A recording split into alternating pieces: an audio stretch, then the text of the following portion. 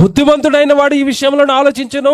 యెహోవా కృపాతిశయములను జనులు తలపోయిదురుగాక. అటుపండు తినగానే దేవుడిని తలుచుకోవాలా, అన్నం తినగానే దేవుడిని తలుచుకోవాలా, జీవితంలో ఏదైనా ఒక మంచి వస్తువు కొనుక్కోగానే బా ఎంత మంచి వస్తువు కొనుక్కున్నాడు, దేవా స్తోత్రం, ఈ వస్తువు నాకు ఇచ్చారని ప్రతి రోజు ప్రతి క్షణము జనులు దేవుడు చేస్తున్న ఆశ్చర్యమైన కార్యాలను బట్టి ఆయన ఏం చేయాలట, తలుచుకోవాలట. అప్పుడప్పుడు అన్నం తింటున్నప్పుడు కొంతమందికి పొలమారిపోద్ది. అప్పుడు ఏమంటారు, నెత్తి మీద కొట్టేసి ఎవడో తలుచుకోడు, ఉత్తండి అది ఎవడో తలుచుకోడు, నిన్నెవడ తలుచుకుంటాడు. అబద్ధం అదంతా. ఎవడ తిండాడిది, ఎవడ జీవితం వాడిది, ఎవడు లైఫ్ వాడిది, ఎవడ కష్టాలు ఆడివి, ఎవడి జీవితం వాడిది. మనుషులు తలుచుకోరు నిన్ను, ఎవడో తలుచుకున్నాడు అన్నావు కాదు, మనుషులు కాదు నిన్ను తలుచుకుంటుంట. ఎవరు తలుచుకున్నారు తెలుసా? దేవుడు. అన్నం పెట్టారా బాగుందా అంటున్నాడు. ఇలా మటన్ కూర తిన్నావా, ఎలా ఉందా నా కూర, సొరకాయ తిన్నావా, ఎలా ఉందా నా సొరకాయ, కాకరకాయ తిన్నావా, ఎలా ఉందా నా కాకరకాయ, జ్యూస్ తాగుతున్నావా, ఎలా ఉందా నా జ్యూస్ అని ఆయన తలుచుకుంటే నీకు పొలవారింది. నువ్వేమంటావంటే మా పక్కింటోడు, ఎదురింటోడు, మా ఆయన.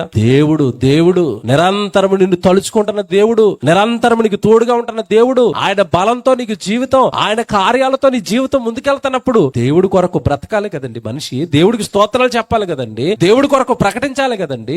ఏంటి స్తుతులు చెల్లించడం అంటే? ఆ స్తుతి విధమేదనగా, స్తుతి చెల్లించమన్నాడు కదా దేవుడు అని. ఎటు పడతాడు, నీకు నచ్చిన స్తుతి చెల్లించడం కాదు. ఆ స్తుతి విధమేదనగా, స్తోత్రం ఎలా చెప్పాలో నేనే చెప్తానన్నాడు.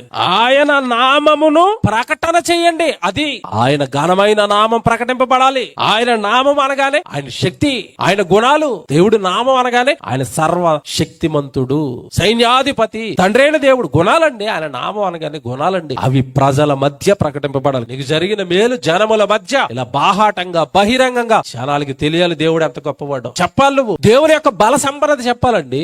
దేవుడు మనుషులకు చేస్తున్న మేలులు చెప్పాలండి. ఆయన వల్ల కాపాడబడుతున్నారని చెప్పాలండి. ఆయన లేకపోతే ఈ సృష్టి లేదు, ఆయన లేకపోతే ఈ సృష్టిలో క్రమం లేదు, ఆయన లేకపోతే జీవితం లేదు, ఆయన లేకపోతే బ్రతుకు లేదు. జనముల మధ్య దేవుడు చేస్తున్న మహాభీకరమైన కార్యాలన్నీ కూడా విశ్వసించిన వాడు, ఈ మేలులు పొందుకుంటున్న వాడు ప్రకటన చెయ్యాలి.